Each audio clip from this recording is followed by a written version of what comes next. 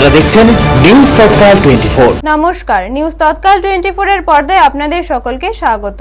আপনাদের সাথে আমি ত্রিশাগ্নি। দেখে নিন এখনকার সংবাদ শিরোনাম।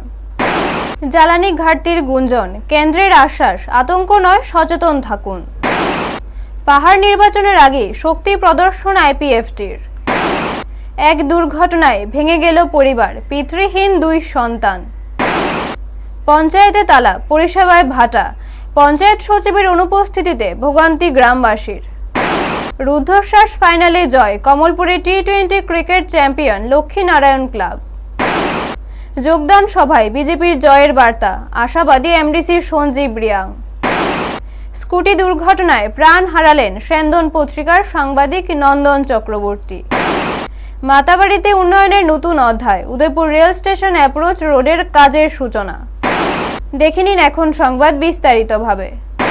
মধ্যপ্রাচ্যের অস্থিরতা ঘিরে বিশ্বজুড়ে জ্বালানি সরবরাহ নিয়ে যখন উদ্বেগ বাড়ছে, তখনই দেশে পেট্রোল ডিজেল ঘাটতির গুঞ্জন ছড়াতে শুরু করেছে। তবে এই পরিস্থিতিতে সাধারণ মানুষের উদ্দেশ্যে স্পষ্ট বার্তা দিয়েছে কেন্দ্র, আতঙ্কের কোনো কারণ নেই, দেশে পর্যাপ্ত জ্বালানি মজুত রয়েছে। পেট্রোলিয়াম মন্ত্রকের তরফে জানানো হয়েছে, দেশের সমস্ত পেট্রোল পাম্পে স্বাভাবিক সরবরাহ বজায় আছে এবং ভবিষ্যতেও ঘাটতির আশঙ্কা নেই। একই সঙ্গে অযথা আতঙ্কিত হয়ে জ্বালানি মজুত না করার জন্য নাগরিকদের সতর্ক করা হয়েছে। বিশেষ করে খালি বোতল বা অনুপযুক্ত পাত্রে পেট্রোল ডিজেল সংরক্ষণ করা যে অত্যন্ত বিপজ্জনক, সেই বিষয়েও জোর দিয়ে বলা হয়েছে। এই ধরনের প্রবণতা দুর্ঘটনার ঝুঁকি বাড়ায় বলেই জানিয়েছে কর্তৃপক্ষ। পশ্চিম এশিয়ার পরিস্থিতির জেরে গুরুত্বপূর্ণ বাণিজ্য পথ হরমুজ প্রণালীতে জাহাজ চলাচলে কিছুটা প্রভাব পড়েছে, যার ফলে আন্তর্জাতিক বাজারে জ্বালানি সরবরাহ নিয়ে আশঙ্কা তৈরি হয়েছে।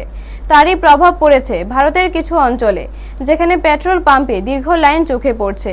এই প্রেক্ষাপটে পেট্রোলিয়াম মন্ত্রক স্পষ্ট করে দিয়েছে, কোনো পেট্রোল পাম্প থেকে অন্য পাত্রে জ্বালানি বিক্রি করা যাবে না। নিয়ম ভাঙলে সংশ্লিষ্ট ডিলারের বিরুদ্ধে কঠোর ব্যবস্থা নেওয়া হবে। কয়েকদিন আগে তামিলনাড়ুর একটি পাম্পে অনিয়মের ঘটনা সামনে আসতেই দ্রুত পদক্ষেপ নেওয়া হয়েছে বলেও জানানো হয়েছে। কেন্দ্রের নির্দেশ অনুযায়ী সমস্ত জ্বালানি ডিলারকে নির্ধারিত নিরাপত্তা বিধি কঠোরভাবে মেনে চলতে হবে। সব মিলিয়ে পরিস্থিতি নিয়ে উদ্বেগ থাকলেও কেন্দ্রের আশ্বাস, পর্যাপ্ত মজুত রয়েছে, তাই আতঙ্ক নয়, সচেতনতাই এখন সবচেয়ে জরুরি। ব্যুরো রিপোর্ট, নিউজ তৎকাল 24। পাহাড় নির্বাচনের উত্তেজনা বাড়ার সঙ্গে সঙ্গে রাজ্যের রাজনৈতিক মাঠে ক্রমে চাঞ্চল্যের ছোঁয়া দেখা যাচ্ছে। সেই উত্তাপে আইপিএফটি জোলাইবাড়ি ডিভিশনাল কমিটির উদ্যোগে অনুষ্ঠিত হলো একটি বিশাল মিছিল ও পথসভা। মিছিলটি শুরু হয় বাইখোড়া এসএসবি ক্যাম্পের সামনে থেকে এবং 8 নম্বর জাতীয় সড়ক ধরে বিভিন্ন জনপদ প্রদক্ষিণ করে শেষ হয় কলসির মুখে এক পথসভায়। দলীয় কর্মী ও সমর্থকদের উপস্থিতি ছিল চোখে পড়ার মতো। অনুষ্ঠানে উপস্থিত ছিলেন ইউথ আইপিএফটির অ্যাডভাইজারি কমিটির চেয়ারম্যান মানিক ত্রিপুরা, আইপিএফটি কেন্দ্রীয় কমিটির নেতৃত্ব জিতিরাম ত্রিপুরা, সাংগঠনিক সম্পাদক হরিনাথ ত্রিপুরা, শান্তিরবাজার ও জোলাইবাড়ি ডিভিশনাল কমিটির সভাপতি জ্যোতিলাল রিয়াং, সভাপতি প্রফুল্ল ত্রিপুরা সহ অন্যান্য নেতৃবৃন্দ। সভায় নেতৃবৃন্দ দাবি করেন, বিভ্রান্ত হয়ে বিভিন্ন রাজনৈতিক দলে যোগ দেওয়া বহু মানুষ এখন পুনরায় আইপিএফটির পতাকা তলে ফিরে আসছেন। এই কারণে পাহাড়ে দলের সাংগঠনিক শক্তি আরও বৃদ্ধি পাচ্ছে এবং রাজ্য জুড়ে সংগঠন আরও মজবুত হচ্ছে। মিছিল ও সভায় কর্মী সমর্থকদের উৎসাহ এবং ব্যাপক উপস্থিতি দেখা গেছে। ব্যুরো রিপোর্ট, নিউজ তৎকাল 24। বিজেপি আমরা আইপিএফটি ত্রিপুরা এলায়েন্স আছে, এলায়েন্স যদি আমরা সেন্ট্রাল এক্সিকিউটিভ কমিটি যদি সিদ্ধান্ত করে বা বিজেপির সঙ্গে ডায়লগ করি যদি হয়ে থাকে, তখন আমরা সাউথ ডিস্ট্রিক্টে সিট যদি পেয়ে থাকি, তাহলে অবশ্যই আমরা এখানে জিটিএ বাইরেও এরপরে আমাদের যদি সিট যদি দিয়ে থাকে, এতটুকুই আমরা বীরচন্দ্র কলসি কনস্টিটিউয়েন্সির মধ্যে আমরা আইপিএফটি এখনও স্ট্রংলি আজকেও র্যালি করছে, স্ট্রংও আছে। কর্মী সমর্থকদের কি বার্তা দেবেন? আমাদের কর্মী সমর্থকদের যে বার্তা দিতে চাই, আমরা যদি এই 26 বীরচন্দ্রনগর কলসিতে যদি আমরা টিকিটও পেয়ে থাকি বা আমরা সিট পেয়ে থাকি, অবশ্যই আমাদের সহযোগিতা করবেন।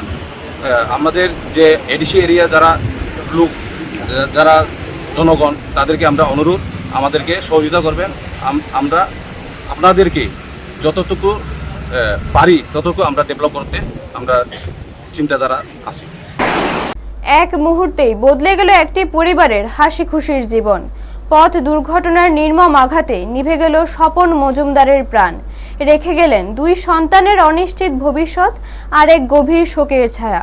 জানা যায়, লরির ধাক্কায় মর্মান্তিকভাবে মৃত্যু হয় স্বপন মজুমদারের। হঠাৎ এই দুর্ঘটনায় পরিবারে নেমে আসে বিপর্যয়। দুই সন্তানকে নিয়ে এখন চরম দুশ্চিন্তায় দিন কাটাচ্ছেন পরিবারের সদস্যরা। এই ঘটনাকে কেন্দ্র করে চুরিলাম চেচুরিমাই পঞ্চায়েতের চ্যাটার্জি কলোনি এলাকায় শোকের ছায়া নেমে এসেছে। স্থানীয় বাসিন্দারাও ঘটনায় গভীর শোক প্রকাশ করেছেন। এলাকাবাসীর দাবি, সড়ক নিরাপত্তা ব্যবস্থার ঘাটতির কারণেই বারবার এমন দুর্ঘটনা ঘটছে। প্রশাসনের কাছে দ্রুত পদক্ষেপ নেওয়ার আবেদন জানিয়েছেন তারা, যাতে ভবিষ্যতে আর কোনো পরিবারকে এভাবে শোকের ভার বইতে না হয়। ব্যুরো রিপোর্ট, নিউজ তৎকাল 24। দিদি তারা ভাই কালকে রাত্রে পরিমচুমনি পাহারা দিতে ছিল, তারপর টাক গাড়ি একটা বাড়ি দিয়া পালাই গেছে। মানে ওই তো সবজির ব্যবসা করতো আর কি। তো একবারে গরিব, দুই ছেলে, একটা ক্লাস 8-এ পড়া আর একটা ক্লাস 5-এ। কি হয়েছে তোমার ভাইয়ের? কাল রাত উনি পাহারা দিচ্ছে, পাহারার মধ্যে হঠাৎ একটা পাঞ্জাব বড়ি আসে মাকে দ্রুতভাবে এমনভাবে অ্যাক্সিডেন্ট করে তার সঙ্গে সাথে সাথে উনি মারা স্পট ডেড হয়েছে। এগুলো স্পট ডেড, আর কোনো বাঁচার উপায় ছিল না। কালকে বলে ওই পরিমলচুমনি তাইনে দিয়ে আসতো পাহারা দে বলে, পাহারা দিতে গেছে পরে তাইনে বলে একটা পাঞ্জাবি টাক নাকি গাড়ি বলে বাড়িতে ফালাইতে গেছে। তারপরে বাড়িতে ফেলা গেছে, আমরা অনেকক্ষণ পরে আধা ঘন্টা 1 ঘন্টা পরে আমরা একজন লোকে ফোন করছে, তাইলে তারপরে আমরা ফায়ার ব্রিগেড আসছে, ফায়ার ব্রিগেডের নিচে বিশালগড় থেকে জীবিত নিতে মারা গেছে। তাই কিটা করতো এমনি? তাই নিয়ে কি তা করবো, তাই নিয়ে একদম অসহায়, একদম গরিব সাধারণ মতো ওই টুকটাক কটা সবজি নিয়ে পরিমলচুমনি বাজারে বয় যা ওই বেচা। তাই না দুইটা ছেলে আছে, কোন ক্লাসে পড়ে? একটা 8-এ পড়ে, আরেকটা ক্লাস 5-এ পড়ে। খুব গরিব। দরজায় তালা, ভেতরে শূন্যতা, আর বাইরে দাঁড়িয়ে অপেক্ষায় গ্রামবাসী। প্রয়োজনীয় পরিষেবা পেতে এসে বারবার ফিরতে হচ্ছে খালি হাতে। এমনই দুর্ভোগের চিত্র উঠে এসেছে সিপাহীজলা জেলার বক্সনগর আরডি ব্লকের অন্তর্গত দুর্গাপুর গ্রাম পঞ্চায়েতে। গ্রামীণ মানুষের সুবিধার্থে গড়ে ওঠা পঞ্চায়েত অফিস থাকলেও বাস্তবে তা যেন অকার্যকর হয়ে পড়েছে। অভিযোগ, দীর্ঘদিন ধরে দায়িত্বপ্রাপ্ত সচিবের অনুপস্থিতির কারণে নানা সমস্যার সম্মুখীন হচ্ছেন স্থানীয় বাসিন্দারা।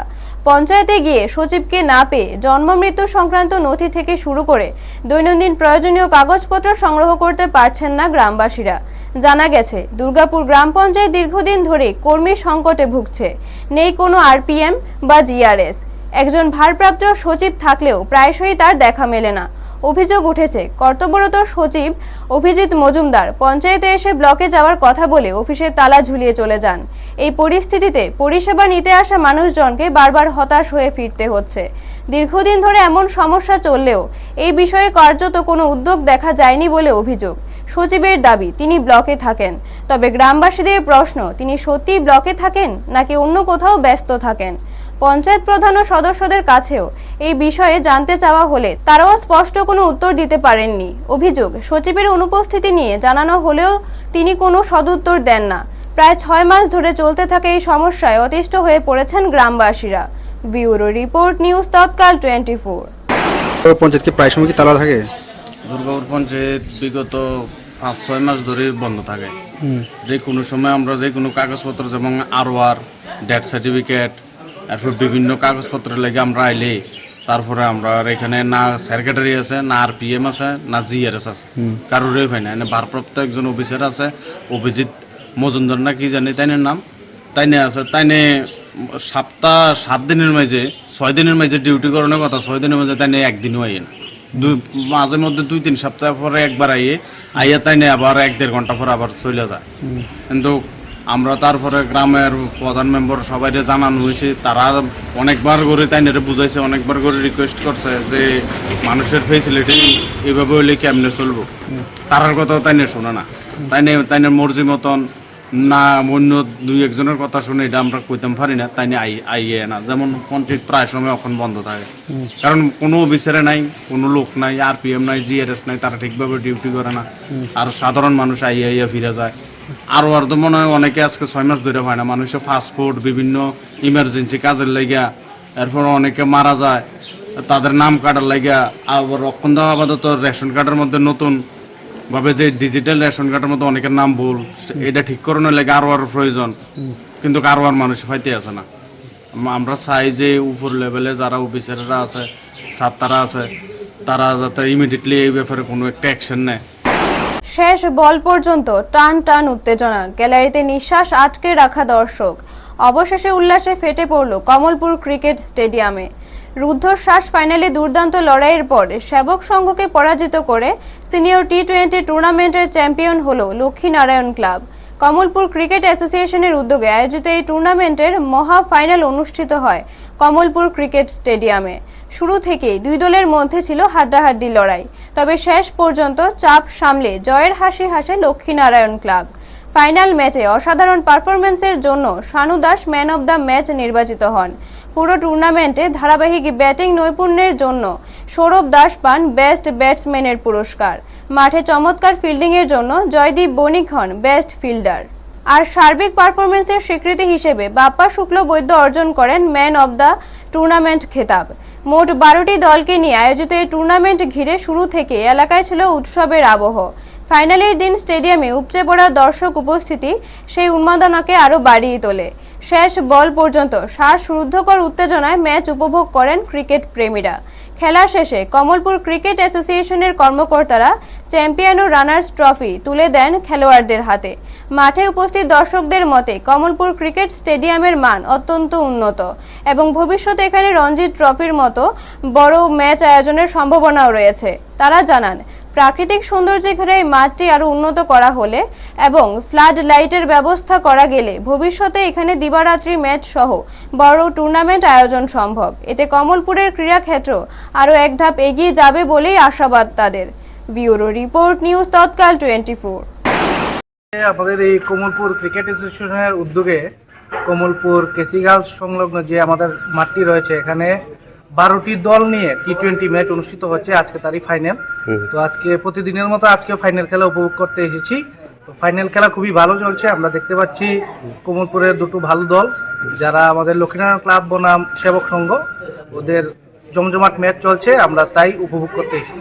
মাঠের এবছর তো এই মাঠটা তো অনেকদিন পরে চালু হলো, আজকে যে টুর্নামেন্ট প্রথম টুর্নামেন্ট শুরু হয়েছে, মাঠের কোয়ালিটি কি রাজ্যের যে অন্যান্য মাঠ রয়েছে তার সমতুল্য, না তার থেকে খারাপ, না ভালো মনে হচ্ছে? না, মাঠের কোয়ালিটি অনেক ভালো। আমরা দেখেছি বিগত দিনে প্রচন্ড বৃষ্টি হয়েছে, গতকাল রাতেও বৃষ্টি হয়েছে, তারপরেও আমরা যে মাঠ পেয়েছি বা যেখানে যারা পিচ কিউরেটার রয়েছে খুবই ভালো কাজ করেছে এবং মাঠের মধ্যে সম্পূর্ণই খুব সুন্দর। আমাদের আগরতলা যে সমস্ত এমবিবি মাঠ রয়েছে তার মতো, এছাড়াও এখানের যে দৃশ্য আমরা দেখতে পাচ্ছি কমলপুর ন্যাচারাল ভিউ আছে, ন্যাচারাল ভিউটা খুবই সুন্দর। এখানে বসে খেলা দেখতে একটা খুবই সুন্দর লাগে, ভালো লাগে।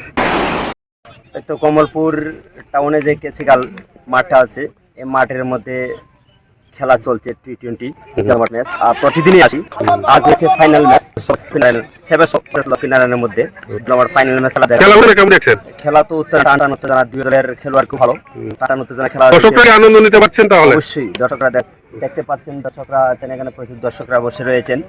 এই ধরনের খেলা কি আরো হলে ভালো হয় কমলপুরে? ক্রিকেটের যাতে খেলা হবে না, আরো ভালো ভালো খেলা হবে আগামীতে। ক্রিকেট অ্যাসোসিয়েশনের দ্বারা আরো ভালো ভালো খেলা হবে। মাঠের কোয়ালিটিটা কেমন দেখলেন? মাঠটা খুব ভালো। নির্বাচনের হাওয়া যতই জোরদার হচ্ছে ততই রাজনৈতিক অঙ্গনে বাড়ছে দল বদলের সুর। আসন্ন এডিসি নির্বাচনকে সামনে রেখে 26 বীরচন্দ্র কলসি কেন্দ্রের অন্তর্গত 32 নম্বর বুথে অনুষ্ঠিত এক যোগদান সভা ঘিরে এমনই চিত্র ধরা পড়ল। এই সভায় তীব্রমথ ও সিপিআইএম দল ত্যাগ করে 14টি পরিবারের মোট 42 জন ভোটার বিজেপিতে যোগদান করেন। নবাগতদের হাতে দলীয় পতাকা তুলে দিয়ে তাদের আনুষ্ঠানিকভাবে দলে স্বাগত জানান এমডিসি সঞ্জীব রিয়াং। অনুষ্ঠানে উপস্থিত ছিলেন বিজেপির দক্ষিণ জেলা সহ সভাপতি চাথই মগ, জোলাইবাড়ি মণ্ডলের সাধারণ সম্পাদক বীরেন্দ্র রিয়াং, শ্রীকান্তবাড়ি এলাকার চেয়ারম্যান পদ্ম চৌধুরী সহ অন্যান্য নেতৃত্ব ও কর্মীরা। সভায় বক্তব্য রাখতে গিয়ে এমডিসি সঞ্জীব রিয়াং আসন্ন এডিসি নির্বাচনে বিজেপির জয় নিয়ে আশাবাদ ব্যক্ত করেন। তিনি বলেন, পাহাড় এলাকায় বিজেপির সংগঠন ক্রমশ শক্তিশালী হচ্ছে এবং উন্নয়নমূলক কাজের ধারাবাহিকতা ও জনমুখী উদ্যোগের ফলে সাধারণ মানুষের সমর্থন দিন দিন বাড়ছে। ব্যুরো রিপোর্ট, নিউজ তৎকাল 24। আজকে আমাদের জোলাইবাড়ি বিধানসভা অন্তর্গত এই বীরচন্দ্র কলসির 32 নম্বর ভোট কেন্দ্রের আমাদের একটি পাড়া, এই পাড়ার থেকে আমাদের যে টোটাল 17 পরিবার এই পাড়ার মধ্যে বাসিন্দা, এই পবন সর্দার পাড়া, এই 17 পরিবারের মধ্যে 14 পরিবার আজকে তিপ্রামথা এবং সিপিএম থেকে ছেড়ে বিজেপিতে আজকে আমাদের পতাকার তলায় সামিল হয়েছে। যোগদানের বিষয় তো অনেক জায়গাতে আছে, যেমন আগামীকালকেও অনেক বুথের যোগদান হবে এবং আজকের দিনেও অন্য বুথেও এই বীরচন্দ্র কলসি এলাকাতে অনেক জায়গায় যোগদান চলছে এবং সারা ত্রিপুরায় আমরা দেখছি যে বিজেপির হাওয়া যেভাবে বইয়ে আছে। আমরা যে সোশ্যাল মিডিয়া খুললে দেখি যে আমাদের তিপ্রামথার সুপ্রিমো 5 বছর ওরা এককভাবে সরকারে ছিলেন, কিন্তু আজকের দিনে ওরা বলছে যে ওরা নাকি বিজেপি যুদ্ধ ধর্ম পালন করছে না, হে করছে না, ওরা এইভাবে বলছে। কিন্তু আমরা এডিসির মধ্যে তো বিজেপি তিপ্রামথার মধ্যে কোনো জোট ছিল না, তো এটাতেই বোঝা যাচ্ছে যে আগামী দিন বিজেপিতে সরকার হবে এবং তিপ্রামথা হার নিশ্চিত। এবং আমরা আরও অনেক কিছু দেখেছি এবং অনেক কিছু বুঝতে পারি। আর কিছু দিনের মধ্যে নির্বাচন ঘোষণার পরে তিপ্রামথার তাবুর তুবুর নেতা বিজেপির পতাকা তলায় এসে সামিল হবে এবং আপনারা সেটা সময়ের অপেক্ষায় থাকবেন এবং আপনারা দেখবেন সেটা। ছুটি ভোরের স্তব্ধতা ভেঙে হঠাৎই নেমে এলো এক মর্মান্তিক দুঃসংবাদ। একটি সড়ক দুর্ঘটনা কেড়ে নিল আগরতলার এক পরিচিত সাংবাদিকের প্রাণ। ভোর রাতের এক ভয়াবহ সড়ক দুর্ঘটনায় প্রাণ হারালেন আগরতলার বিশিষ্ট সাংবাদিক নন্দন চক্রবর্তী।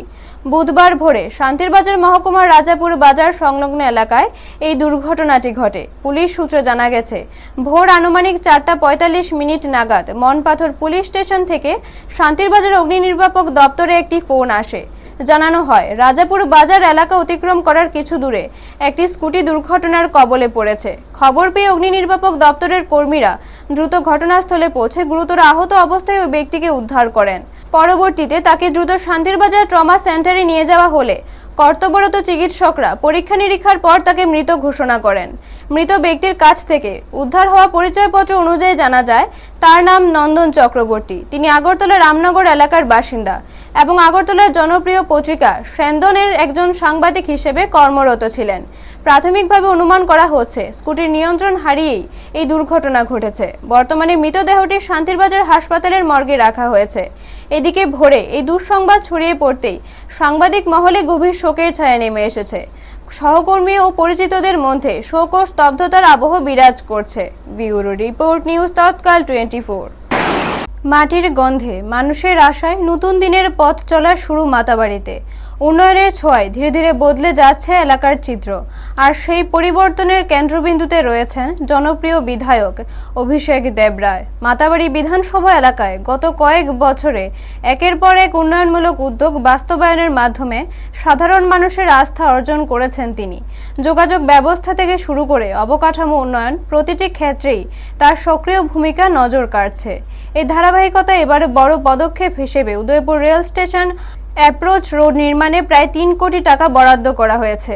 বুধবার সকালে শুভভূমি পূজার মাধ্যমে এই গুরুত্বপূর্ণ প্রকল্পের সূচনা করেন বিধায়ক নিজেই।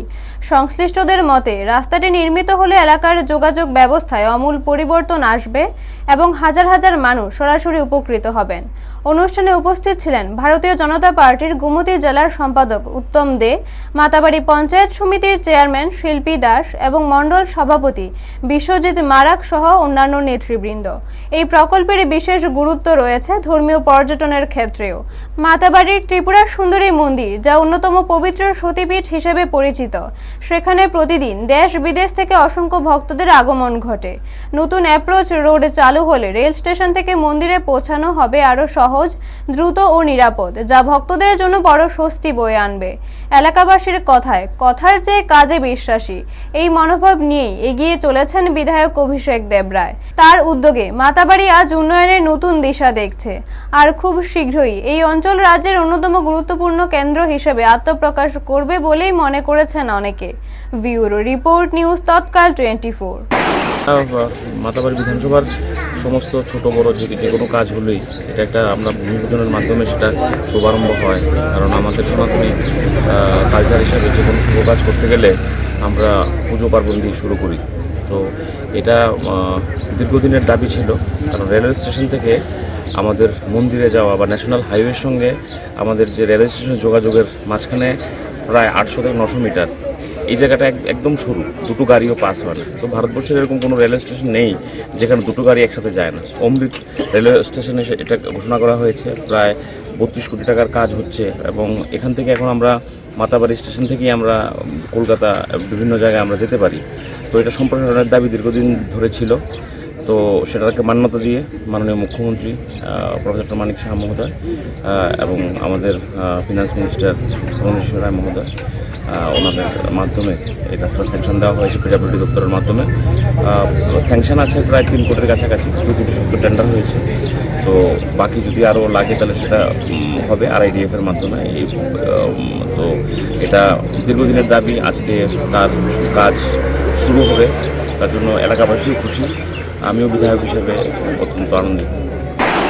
এখনকার মতো সংবাদ এই পর্যন্ত। পরবর্তী সংবাদের জন্য চোখ রাখুন নিউজ তৎকাল 24 এর পর্দায়। আপনারা দেখছেন নিউজ তৎকাল 24।